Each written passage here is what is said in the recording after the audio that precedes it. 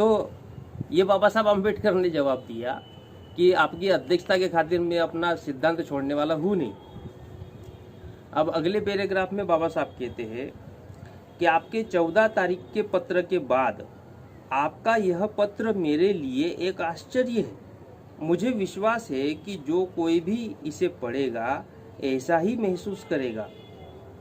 स्वागत समिति द्वारा इस प्रकार के अचानक अपने रुख में परिवर्तन करने के लिए मैं उत्तरदायी नहीं हूँ। जब 14 तारीख को आपने पत्र लिखा था तो उस समय समिति के सामने जो कच्चा प्रारूप था उसमें और अंतिम प्रारूप जिस पर आपने अपने पत्र में स्वागत समिति का निर्णय सूचित किया था के सार रूप में कोई अंतर नहीं है। आप अंतिम प्रारूप में एक भी ऐसा नया विचार नहीं बता सकते जो पहले वाले प्रारूप में ना हो। वे ही समान विचार है, अंतर केवल यह है कि उन्हें अंतिम प्रारूप में अधिक विस्तार से के साथ रखा गया है। यदि भाषण में कोई आपत्तिजनक बात थी तो आप उसे 14 तारीख को बता सकते थे, किंतु आपने ऐसा नहीं किया। उल्टे आपने मुझसे 1000 प्रतियां छपवाने के लिए कहा और यह बात मुझ पर छोड़ दी कि मैं आपके द्वारा सुझाए गए मौलिक परिवर्तनों को स्वीकार करूं या न करूं। इसलिए मैंने 1000 प्रतियां छपवा ली जो अब मेरे पास पड़ी है। 8 दिन बाद आप यह बताने के लिए लिखते हैं कि आपको भाषण पर ऐतराज है और यदि उसमें संशोधन नहीं किया गया तो सम्मेलन रद्द कर दिया जाएगा। आपको पता होना चाहिए कि भाषण में परिवर्तन की कोई आशा नहीं है। जब आप बंबई में थे तो मैंने आपको बताया था कि मैं उसमें एक विराम का भी परिवर्तन नहीं करूंगा और अपने भाषण को किसी भी तरह सेंसर किए जाने की अनुमति नहीं दूंगा। आपको मेरे भाषण को जैसा वह मेरे पास से आएगा वैसा ही स्वीकार करना होगा। मैंने आपको यह भी कहा था कि भाषण में व्यक्त विचारों की जिम्मेदारी पूर्णतः मेरी होगी और यदि सम्मेलन उन्हें पसंद नहीं करेगा और उसकी निंदा करने का प्रस्ताव पास करेगा तो भी कोई हर्ज नहीं होगा। मैंने आपको सुझाव दिया था कि मेरी इच्छा है कि मेरे भाषण को अध्यक्षीय भाषण के रूप में नहीं बल्कि उद्घाटन भाषण के रूप में माना जाए और मंडल की अध्यक्षता के लिए किसी और व्यक्ति की तलाश कर ले।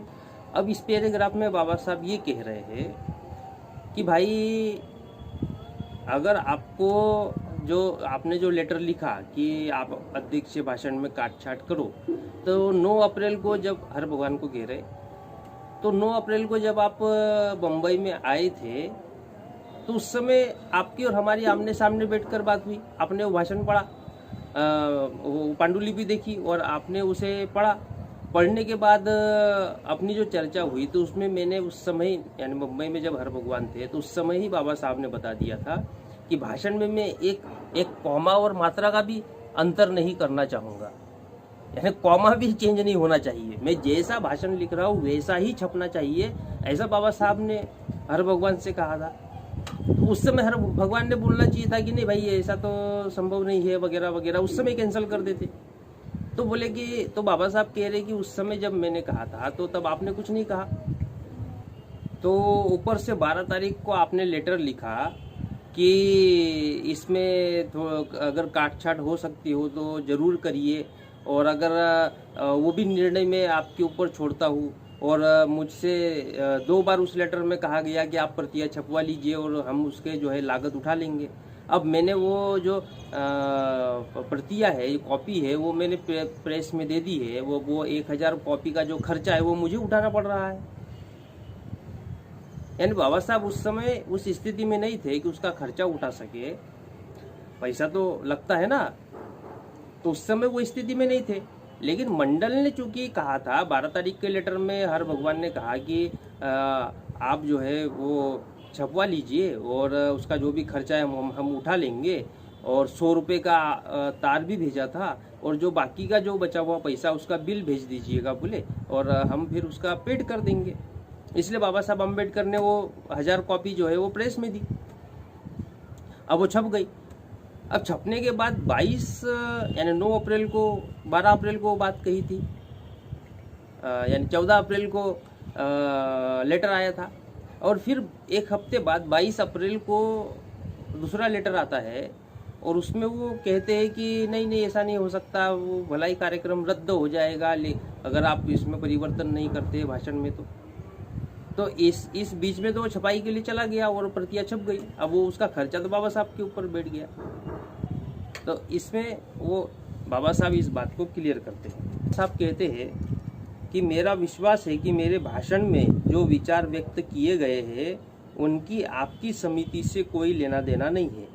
अनेक कारणों से मुझे विश्वास करना पड़ रहा है कि अमृतसर में आयोजित सिख प्रचार कांग्रेस में मेरी मौजूदगी स्वागत समिति द्वारा किए गए निर्णय का एक बड़ा कारण थी। समिति ने 14 और 22 अप्रैल के बीच अपने रुख में जो अचानक परिवर्तन किया उसका और कोई संतोषजनक स्पष्टीकरण नहीं हो सकता। फिर भी मैं अब इस विवाद को अधिक लंबा नहीं खींचना चाहता और आपसे अनुरोध करता हूँ कि आप तत्काल घोषणा कर दें कि मेरी अध्यक्षता में होने वाले सम्मेलन का अधिवेशन रद्द हो गया है। अब सारी गरिमा समाप्त हो चुकी है और यदि आपकी समिति मेरे भाषण को इसके वर्तमान संपूर्ण रूप में स्वीकार करने के लिए सहमत भी हो जाए तब भी मैं इसकी अध्यक्षता नहीं करूँगा। भाषण तैयार करने में उठाए गए मेरे कष्टों के लिए आपने जो सराहना की है उसके लिए मैं धन्यवाद देता हूँ। अगर किसी को नहीं तो मुझे इस श्रम से निश्चय ही लाभ मिला है। मुझे खेद केवल इसलिए है कि मुझे ऐसे समय पर इतना कठोर परिश्रम करना पड़ा जिसे मेरा स्वास्थ्य सहन नहीं कर सकता था। यानी इस पैराग्राफ में अंतिम पैराग्राफ है, इसमें बाबा साहब कहते हैं कि मुझे ये सारा सहन करना पड़ा, कष्ट सहन करना पड़ा ये सारा लिखने के लिए, जबकि मेरी तबीयत भी सही नहीं थी। लेकिन ठीक है, फिर भी अगर मैंने श्रम किया तो इसका फ़ायदा मुझे ही मिला। और अब आप जो है इस कार्यक्रम को रद्द कर दीजिए। अब इस कार्यक्रम की गरिमा समाप्त हो गई है। और अब अगर आप ये भी कहते हैं कि भाई आप जैसा भाषण देना चाहते हैं वैसा दीजिए, फिर भी आप अध्यक्षता करने आ सकते हैं, तो भी मैं अध्यक्षता करने के लिए नहीं आऊँगा। अगर आप मेरी शर्त मान भी जाते हैं अब मैं तब भी अध्यक्षता नहीं करूँगा। ऐसा बाबा साहब अम्बेडकर ने फाइनली लिखकर भेज दिया। तो इस प्रकार साथियों, ये जो लेटरबाजी हुई, इस लेटरबाजी से हमें ये समझ में आता है कि कांग्रेस जो है वो किस तरीके से काम करती है। जब बाबा साहब ने जब धर्मांतरण की घोषणा की तो उस समय सबसे बड़ा ब्राह्मणों का संगठन तो कांग्रेस ही था और उसका संचालन गांधी जी कर रहे थे। तो कांग्रेस ने डायरेक्ट विरोध नहीं किया बाबा साहब का, कि पहले 1932 में गांधी जी को पता था कि डायरेक्ट अगर भिड़ जाएंगे बाबा साहब से तो क्या नौबत आ सकती है। तो पूनापेट के समय में बहुत ज़्यादा तकलीफ गई थी, तो फिर दूसरे रास्ते से घेरने का प्रयास किया, अध्यक्षता देंगे आपको। तो कांग्रेस इस तरीके से ही काम करती है, डायरेक्ट भिड़ने का काम नहीं करती, घेरने का काम करती है। तो बाबा साहब अम्बेडकर तो वो चालबाजी समझ गए। इसलिए बाबा साहब अम्बेडकर को ये जो अनुभव आए ना, इसलिए बाबा साहब ने आगे चलकर कहा था कि आप लोग कांग्रेस में मत जाना। क्यों? क्योंकि आप मिट्टी के ढेले हैं, आप पिघल जाओगे। मैं पत्थर के समान हूँ, मैं पिघलूंगा नहीं, मैं पत्थर की तरह मजबूत रहूँगा, लेकिन आप मिट्टी के ढेले हो, पिघल जाओगे। अब ये जितना हुआ, संत राम ने जो बढ़िया मीठी बातें की पहले, बाबा साहब को क्रांतिकारी है, आपके विचार क्रांतिकारी है, आपका नया दृष्टिकोण है, वाह वाह वाह बाबा साहब। फिर बाबा साहब आपने ये विचार रखा तो अब इसका पूरा विस्तार से हमें बताइए। फिर वो विस्तार से सारा बाबा साहब ने लिखा, तो फिर उन्होंने कहा कि आप लाहौर भेजिए, हम यहाँ पर छपवाएंगे। आपको क्या लगता है कि उस समय बाबा साहब अगर वो पांडुलिपि लाहौर भेजते हो छपवाते? छपवाना उनका कोई मकसद नहीं था, उनका मकसद देखना था कि बाबा साहब ने लिखा क्या है, इसलिए वो लाहौर मंगवा रहे थे। और जब बाबा साहब ने लाहौर नहीं भेजा और कहा कि बम्बई में ही छपेगा, तो आदमी को भेजा कि जाओ देख के आओ क्या लिखा बाबा साहब अम्बेडकर ने। इसे ही षड्यंत्र कहते हैं। मीठी मीठी बातें करना, फिर जानना भेद तुम्हारे अंदर क्या क्या विचार तुम्हारे पक रहे हैं। फिर जब जानकारी मिल गई तो जानकारी मिलने के बाद नहीं नहीं नहीं नहीं ये विचार आपने नहीं, इसमें थोड़ा काट छाट होनी चाहिए, इसमें थोड़ा आप शॉर्ट करिए, ये बहुत लंबा हो गया है, इसको कोई सुने। ऐसा नहीं बोल रहे कि आप ये मत बोलिए। अब कोई सिंपल आदमी अगर रहे तो वो क्या सोचेगा, हाँ हाँ भाजन लंबा हो गया, इतना कौन सुनेगा, ठीक है इसको आधा कर देते, इसको ऐसा कर देते हैं। तो बाबा साहब तो लेकिन उसमें आने वाले थे नहीं, मीठी मीठी चुपड़ी बातों में चुपड़ी चुपड़ी बातें कर रहे थे।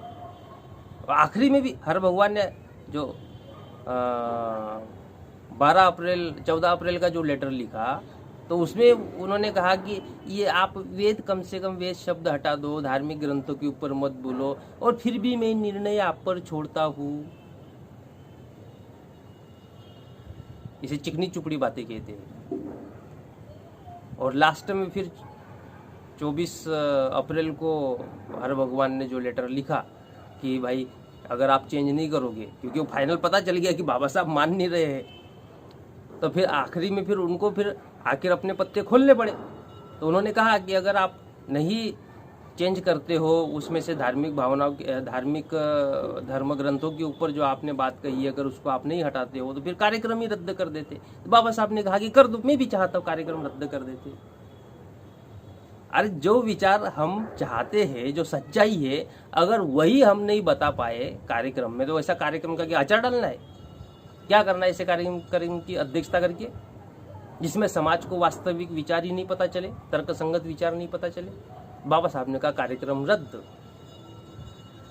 तो इस तरह साथियों, ये जो जात पात तोड़क मंडल है, इसका कार्यक्रम रद्द होता है। अब इसके आगे क्या होता है उसको हम जानेंगे। अभी अंधेरा हो गया है, छत पे बैठ के वीडियो बना रहा था।